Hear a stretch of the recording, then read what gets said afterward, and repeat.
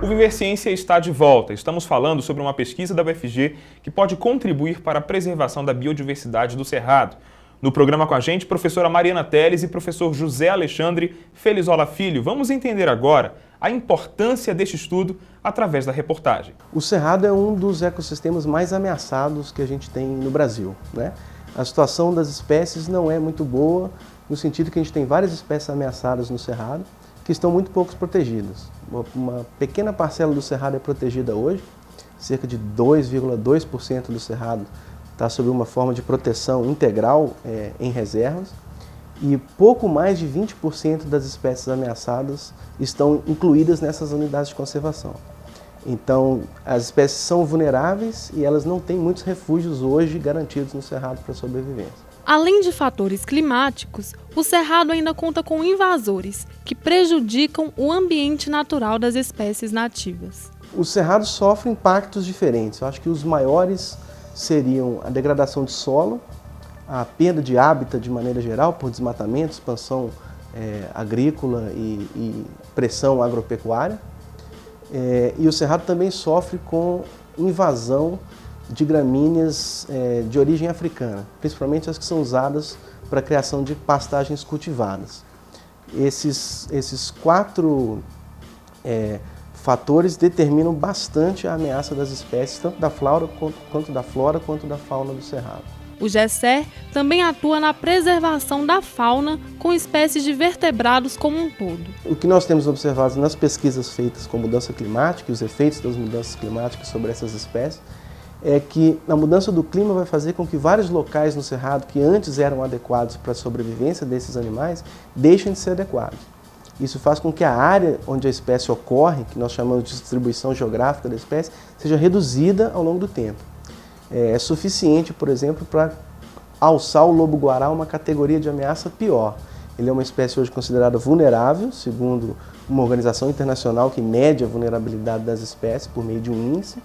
E ele subiria nessa categoria, deixaria de ser uma espécie vulnerável e passaria a ser uma espécie em perigo só por causa da mudança climática, por perda de locais adequados para a sua sobrevivência. A maior preocupação do gerenciamento é a perda da biodiversidade do Cerrado e mais, o temor da extinção de espécies próprias da região. A perda de biodiversidade do Cerrado tem consequências seríssimas.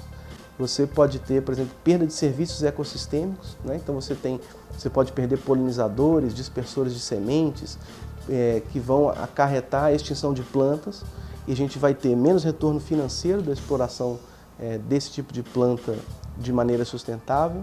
A gente vai ter problemas com segurança alimentar, porque a gente vai ter aumento do número de pragas, perda da produção de alimentos, especialmente frutos e grãos. E tudo isso está muito intrincado na natureza. E a gente continua nosso bate-papo aqui no estúdio.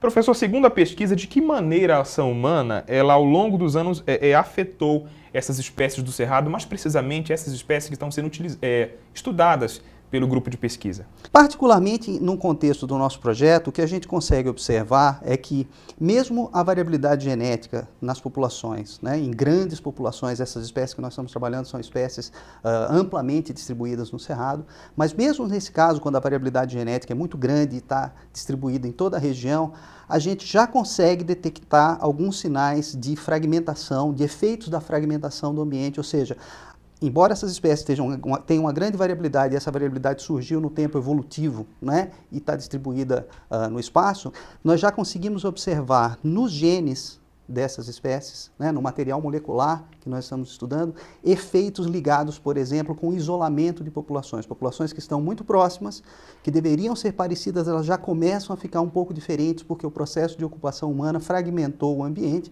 e esse sinal já começa a aparecer na variabilidade genética.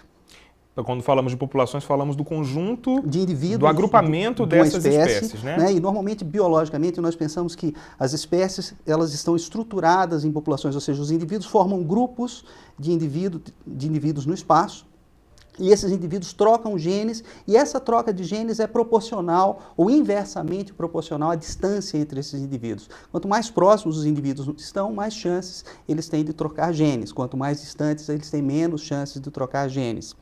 Então, a partir do momento que existe uma fragmentação do habitat né, do ambiente onde essas espécies estão, seja por efeitos naturais, seja por padrão antrópico, como é o caso do cerrado, a gente vê que indivíduos que são próximos e que deveriam estar trocando genes, já não estão trocando genes, ou seja, já não estão se reproduzindo.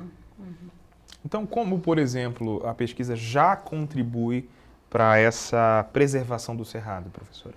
Então, as diferentes espécies estão mostrando diferentes padrões ou respostas a esses efeitos da fragmentação. Então, a gente não tem uma resposta única para todas as espécies. Cada uma reage de uma forma específica. Cada uma aparece essa questão da fragmentação de um jeito. Algumas com ciclo de vida muito longo, por exemplo, ainda não apareceu o efeito da fragmentação, o que não significa que não terá. É em função das características ecológicas da própria espécie. Então, um outro efeito, só complementando, seria a redução dos tamanhos populacionais, que além de isolar essas populações, tornam elas mais similares geneticamente, e isso pode levar a um efeito que a gente chama de endogamia, que pode interferir na viabilidade de uma população local.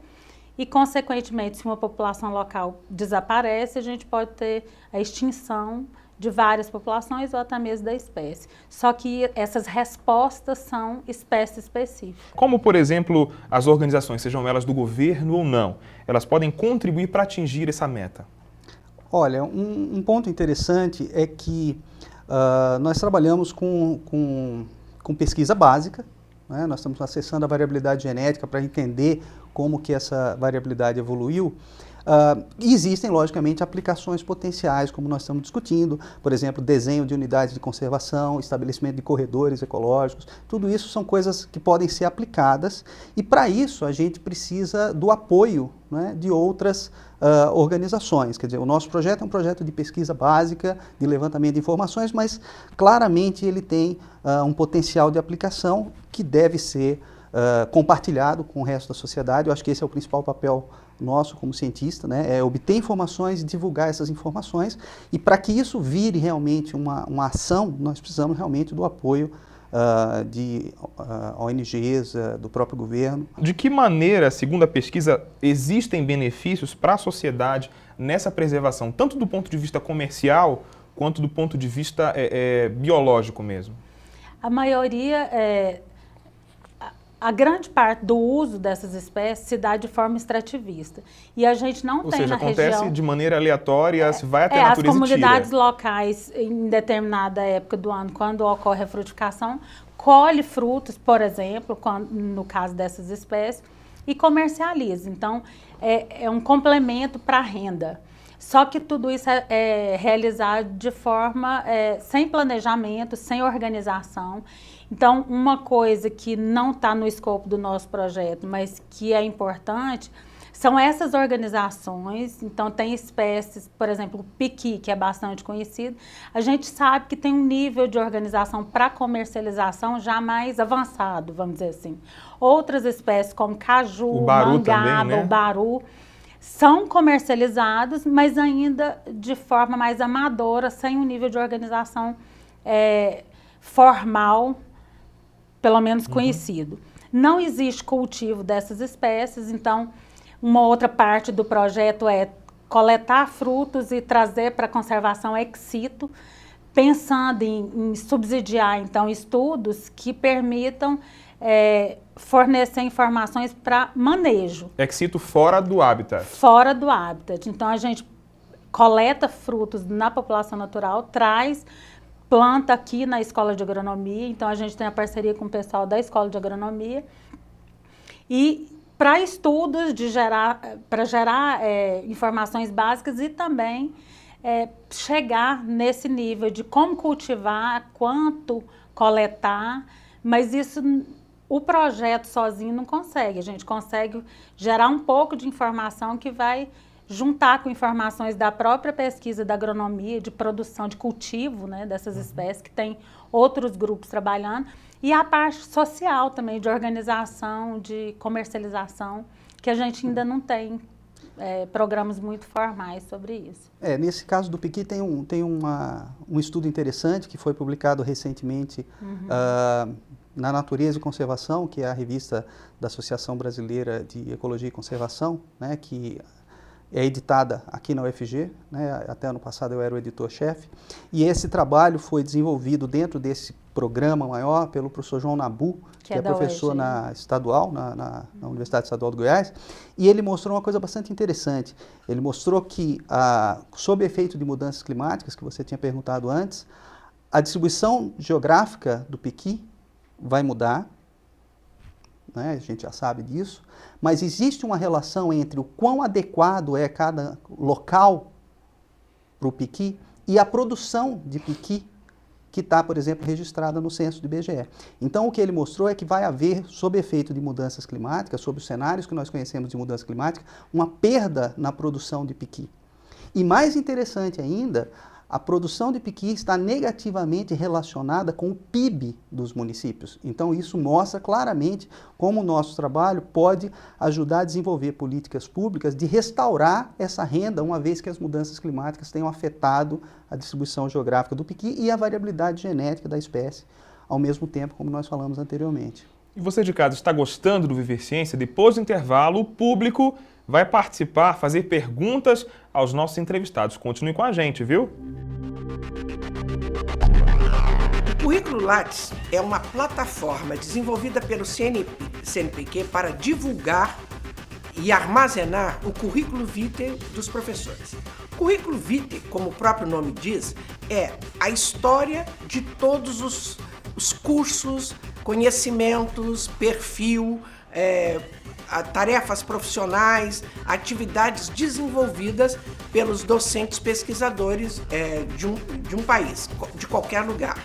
Então, um pesquisador, ele tem que dizer quem ele é, onde ele se formou, desde a educação básica, passando pela educação superior, pela pós-graduação, quais as atividades que ele exerceu, o que ele publicou, com quem ele trabalhou, que trabalhos ele orientou, que disciplinas ele ministrou, que concursos ele fez, enfim, é a história da sua vida. O Currículo Lattes disponibiliza numa plataforma na internet para qualquer pessoa o currículo dos pesquisadores brasileiros.